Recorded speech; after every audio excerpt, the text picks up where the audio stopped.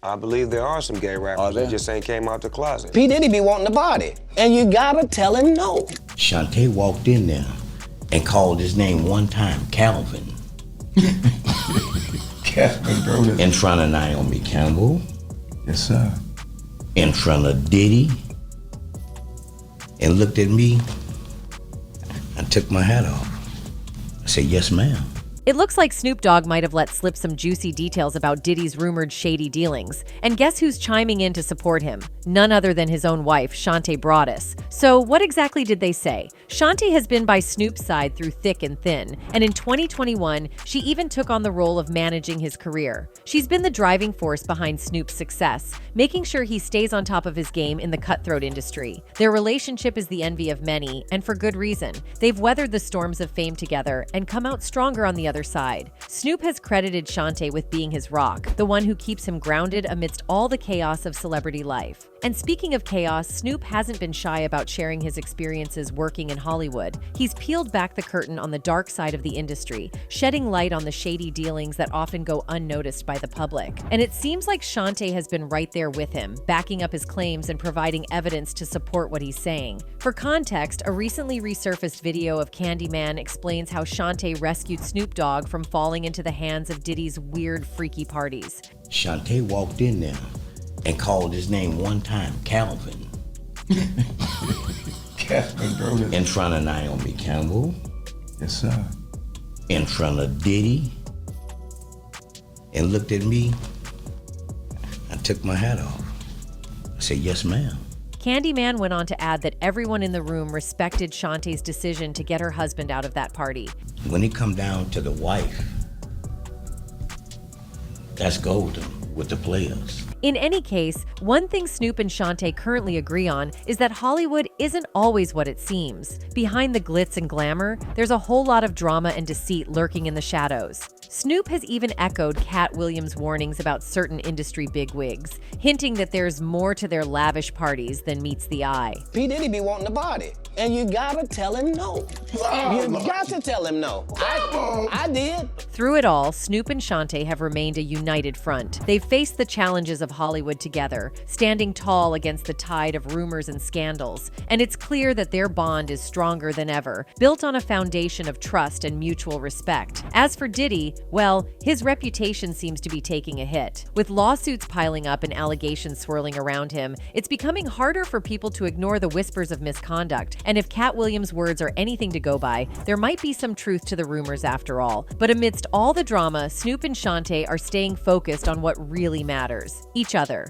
In any case, many celebrities have spoken out about their experiences with Diddy in Hollywood. It's not hard to believe the accusations against him. These claims often come from individuals who have dared to speak up against the injustices and can provide evidence to support their claims. However, many people have been silenced by Diddy to prevent them from revealing the truth, as it could jeopardize his reputation further. Moreover, the consistency in the testimonies of those who have spoken out against him makes it easier to believe that the allegations are true.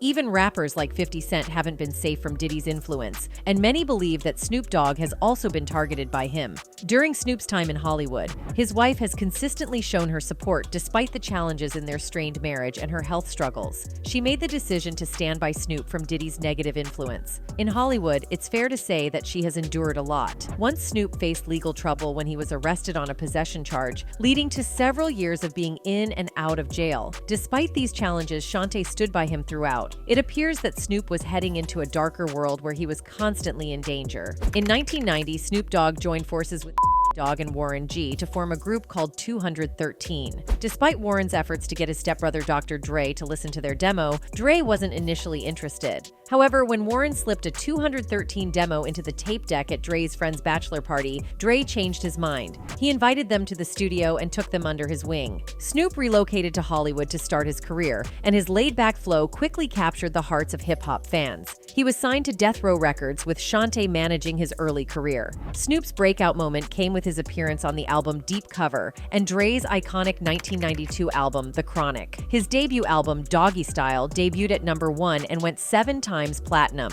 In 1994, Snoop and Shante welcomed their first son, Corday. Snoop's last album on Death Row, The Dogfather, was released in 1996, featuring moderate success and collaborations with artists like Charlie Wilson. In February 1997, Snoop and Shante had their second child, Cordell, and they tied the knot the same year. However, a woman named Lori Hallman had a relationship with Snoop that dates back to their high school days. She told Star magazine that everything was fine between them until she heard on the radio that Snoop had married Shante. Lori said, "Calvin told me I wouldn't understand, and he was right. I wanted nothing to do with him." Despite the news of Snoop's marriage to Shante, he and Lori met up one last time, and Lori became pregnant. This was a shock for Shante, as Snoop had allegedly cheated on her. When she gave birth, Snoop was reportedly present at the hospital, and they welcomed their son Julian into the world in 1998. Snoop grappled with how to break the news to Shante, but also took financial responsibility for his son. Following the tragic deaths of Tupac and Biggie due to the East Coast-West Coast rivalry, Snoop decided to leave the lifestyle behind. He departed from Death Row Records and signed with No Limit Records for a fresh start in 1999. Shante gave birth to their daughter, Corey, a few years later.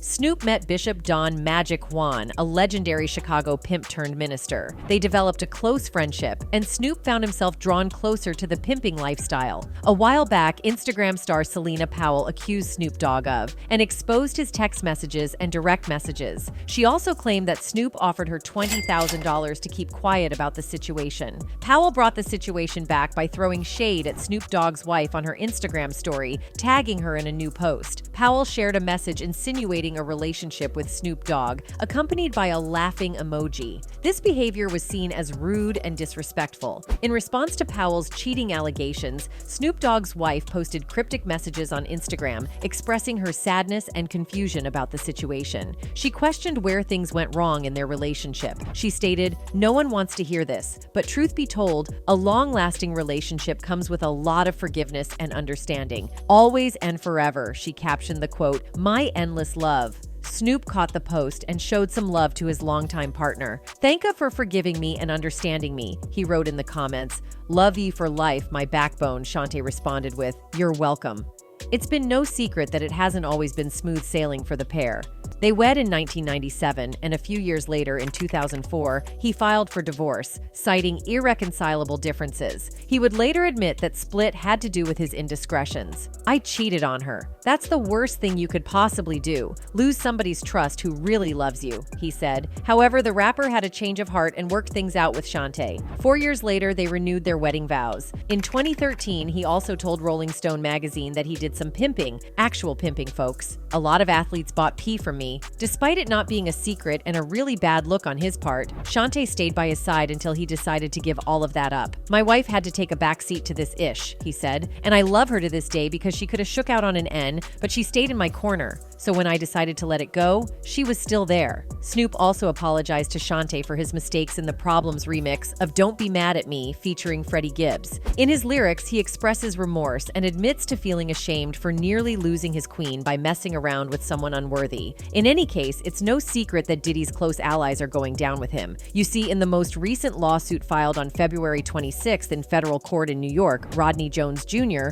also known as Lil Rod, claims that the influential music mogul known as Diddy forced him into intimate activities with S-workers and repeatedly touched his without consent. Jones describes a world controlled by Combs, where money and power dominate, stating that he was possibly and essayed, humiliated in rituals, and cheated out of more than $50,000 for his work on the Love record released on September 15, 2023. Over the year and 2 months that Jones worked with Combs all over the country on the multi-producer Love album, the plaintiff states that he was introduced to some of his de facto boss's famous friends, and it didn't always go well. In one instance, Jones details meeting Cuba Gooding Jr., who ended up touching and fondling Mr. Jones's legs, his upper inner thighs near his groin, groin, the small of his back near his buttocks and his shoulders. Now, we know Cuba has been down this road before. Back in 2019, multiple women stepped up with claims about Cuba's questionable behavior. But this is the first time he's dealing with accusations from another man.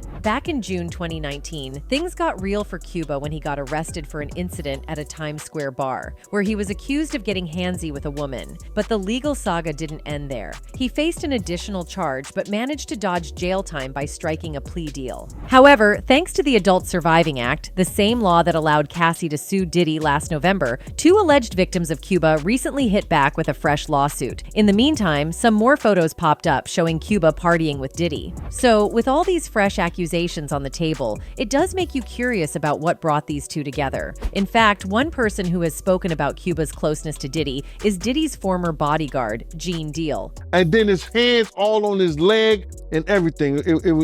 It was crazy, bro. Gene Deal has also previously revealed how Diddy likes to experiment with other men. In fact, in one instance, he actually named Ja Rule as one of the men that Diddy has allegedly been intimate with the up-and-coming rapper Ja Rule. And then Puff looked at Ja Rule, he was like, and they went back in the room. They even retired to a hotel room for several hours of the night, and you guessed it, Gene was right outside the door to witness everything. At one point, Ja Rule's cousin even came knocking on the door to retrieve him, but Ja Rule was too preoccupied with Diddy to care. And it gets even wilder, folks. When Ja Rule and Diddy finally emerged from the hotel room, they were wearing nothing but towels, and Ja Rule's cousin was quick to call them out on their freaky behavior behind closed doors. Come up in there. A lot of freaky stuff is going on. You gotta use your mind.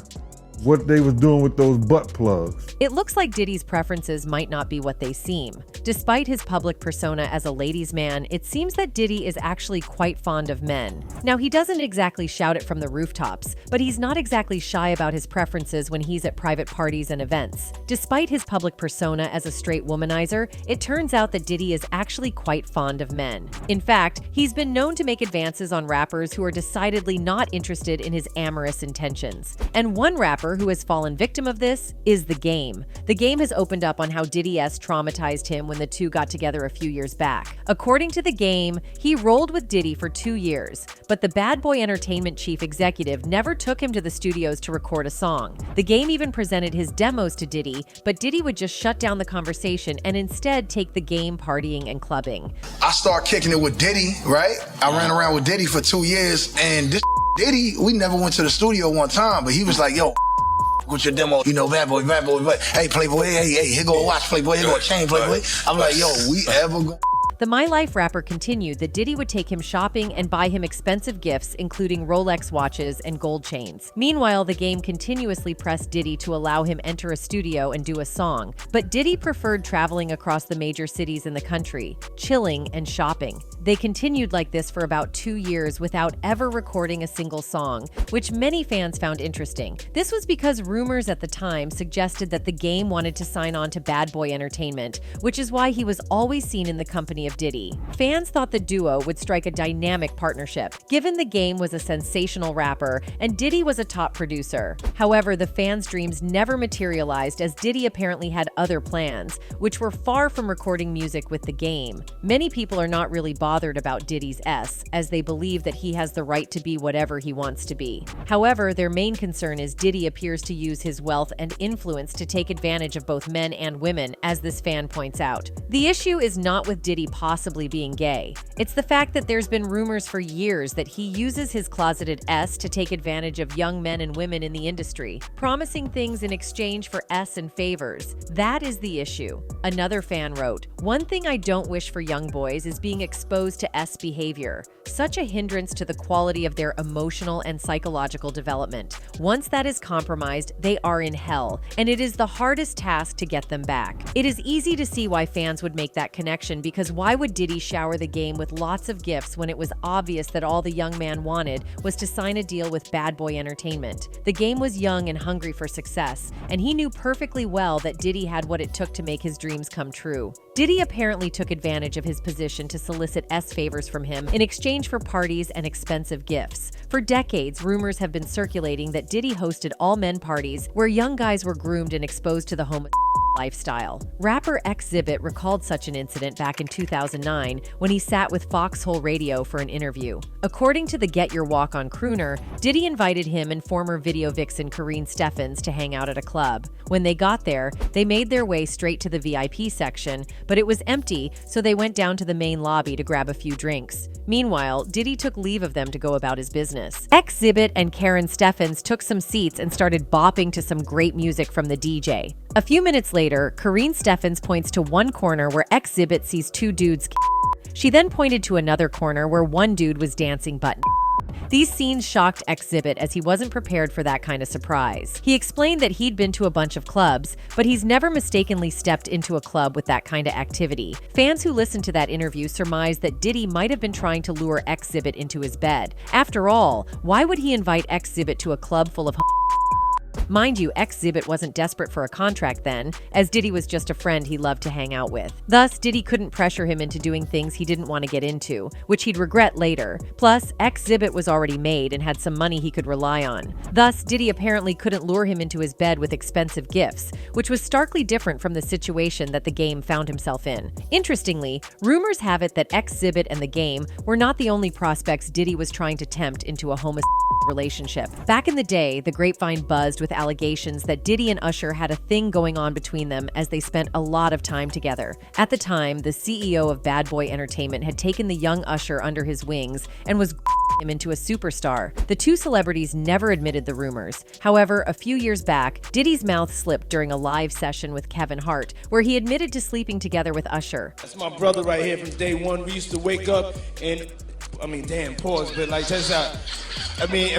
Realizing his mistake, the I'll be missing you crooner tried covering up his slip with the popular Boondocks phrase, pause, no homo. Kevin Hart, who was the host at the time, was shocked at what had just come out of Diddy's mouth and had to cover his face, trying to distance himself from the embarrassment. In a bid to cover up his mistake, Diddy made things worse by claiming that he and Usher used to wrestle on the bed over frosted flakes. This half-hearted cover-up attempt made Kevin Hart burst out in laughter, calling Diddy's apparent mistake.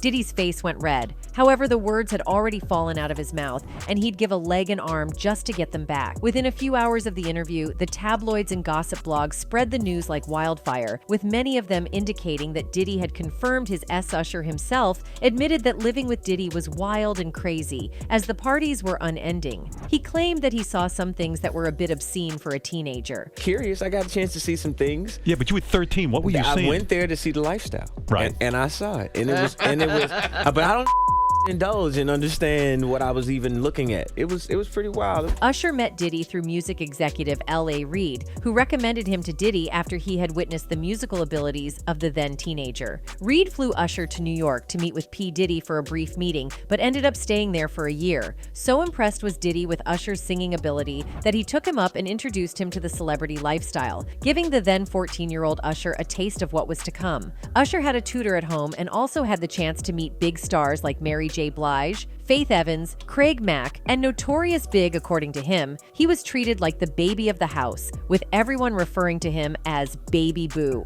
When asked whether Diddy was a disciplinarian, Usher responded in the negative, stating that Diddy allowed him to be a man, although he was just a boy. Diddy's house had no rules, so Usher could do as he pleased, but he was only given enough money to get him going. When the interviewer asked whether Usher would let any of his kids go live with Diddy, he responded, "Hell no," which was kinda curious. Fans who watched that interview wondered what Usher saw or went through at Diddy's house, which he didn't want his children to experience. Maybe the rumors were true that Diddy pressured Usher into a romantic relationship that probably traumatized him. Like the Game, Diddy bought Usher expensive gifts and took him on several shopping sprees just to probably lure him into a depraved lifestyle. Maybe that's the reason why he won't let his kids go to Puffy's Flavor Camp, as they used to call it back in the day. Some fans believe that Diddy didn't only pressure Usher into a homosexual life, but introduced the singer to older women and a hyper lifestyle in a bid to lose his V card. But that's not all. Diddy has also been accused of using YK Osiris as his boy toy in the past. YK Osiris is an up-and-coming hip-hop and R&B rapper singer who got involved in rumors of being an American rapper,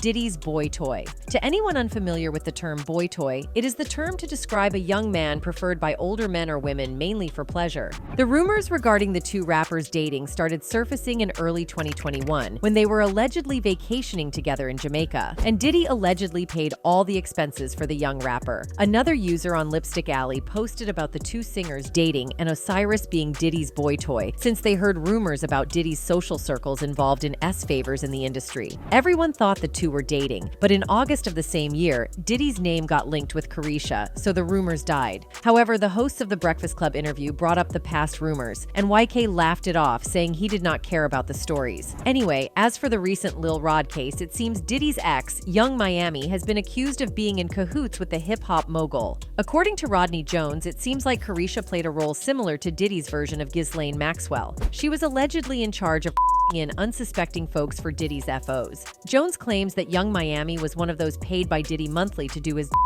She supposedly recruited more people, and according to the lawsuit, even got some of her cousins involved, who then tried to pressure Jones into an alleged FO. However, Young Miami is not the only woman named in the suit as one of Combs's workers. Jones lists both Daphne Joy Cervantes Narvaez, Daphne Joy, and Jade Ramey, Jade, as two of the other women who allegedly received a monthly stipend from Combs. Page 6 describes Daphne Joy as an OnlyFans model. She dated 50 Cent from 2011 to 2012, and the two share a son. Jade, meanwhile, is an Instagram model with over 1 million followers. In her bio, she describes herself as a certified wellness coach and ordained minister. Since the lawsuit was filed, both women have denied Jones's claims that they were SE workers. In an Instagram post, Daphne Joy wrote, "I am deeply hurt by the lies in Rodney Jones' lawsuit. The claim that I am a sex worker is 100% false and character assassination. I am retaining an attorney to explore all legal remedies against both Rodney and his attorney." Ramey also shared a statement on Instagram, though hers was less direct. "Yes, I dated someone," she wrote. "Dating someone doesn't directly correlate to any of the false allegations made. How unfortunate it is that we've entered a time where caring for someone or falling in love is worthy of scrutiny in the court of public opinion." Furthermore, Jones asserts that Diddy brought workers to his residence in Miami. On one occasion, Jones claims he was present and was potentially and SA'd. Additionally, Jones alleges that at various gatherings, Diddy deliberately served women his tequila and vodka brands spiked with substances. The allegations extend to more disturbing claims, including the presence of very young ladies at Diddy's home, where alcohol was provided to them. Jones alleges that Diddy instructed Stevie J and his son Justin Combs to recruit workers. In Justin's case, he was allegedly told to find the young girls to attend the parties. There are also allegations of a shooting where Jones says Diddy and Justin got into a heated argument at an LA recording studio. Jones says fire erupted and a man named G was hit and bleeding profusely from his stomach. Jones says Diddy told him to lie to cops and say G was shot in a drive-by. It's worth noting, LAPD investigated and reportedly found the victim had been shot outside the studio during a robbery and merely ran into the studio while still bleeding. Asked to address said illegal activity and the accusations in this most recent allegation against Combs, attorney Sean Hawley said in a widely distributed statement that Lil Rod is nothing more than a liar who filed a $30 million lawsuit, shamelessly looking for an undeserved payday. His reckless name-dropping about events that are pure fiction and simply did not happen is nothing more than a transparent attempt to garner headlines, Hawley added. "We have overwhelming, indisputable proof that his claims are complete lies. We will address these outlandish allegations in court and take all appropriate action against those who make them." Justin Combs was even more unequivocal in his and his father's defense. Justin Combs categorically denies these absurd allegations, a spokesperson told Deadline. "They are all lies. This is a clear example of a desperate person taking desperate measures in hopes of a payday. There will be legal consequences for all defamatory statements made about the Combs family." In any case, with all the rumors flying around about his antics, it is becoming clearer by the day that Diddy might have actually been doing more harm than good to the music industry for all these years. Anyway, that's it for this video, folks. Bye.